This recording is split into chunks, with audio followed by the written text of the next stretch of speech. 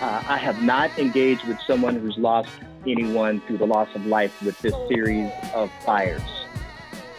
I have engaged with people who have lost loved ones due to other incidences of fires and our other medical emergencies over the course of my career. And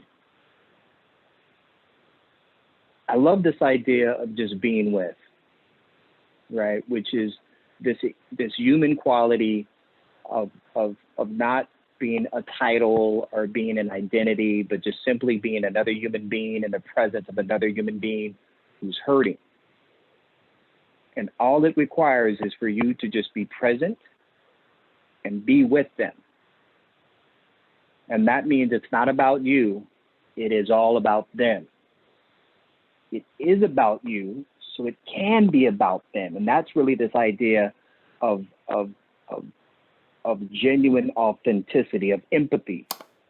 Like Jonathan, one of the things I learned recently in school is this idea of mirror neurons in our brain. So when we look at another human being, there's parts of our brain that light up that don't act the same way when we're looking, let's say, at a dog playing, right? Or when we watch an action movie. But when we're sitting across another human being who's hurting or joyful, it generally activates something in the back of our minds that we can relate to. And maybe all that's really required is to pay attention to that and be willing to step into that space. There's been so many times in my career that people ask, like, how can you do what you do? I could never tell a mom who's lost her child, like, or sit with them. I'd be overwhelmed. Yeah, we all would. But I've really learned that if you lean in and you step towards, even if you don't have all the medical training, brother, there's something really phenomenal that happens. Time after time, even if you don't know, we've all seen enough movies. Hey, what's that thing you take off the belt, you put around somebody's leg if it's bleeding really bad? What's that called?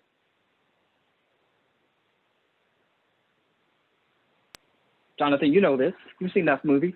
What do they make that? They grab them sticks and do that thing. What they call that? I don't know. What's it? What is it called? The tourniquet, right? Tourniquet. Hey, something about, like, if they're really, really cold, you should probably keep them warm. And if they're really, really warm, you should probably keep them cool. And if they're bleeding really bad, like something about direct pressure. So I got to hold, and then maybe something, raise it above their arm, right? Raise it above their head. Some of this stuff, medicine in some ways is an intuitive rooted science that in some ways it doesn't matter how smart you are if you lose the empathetic touch of being a human. I love that. And so it's the deal.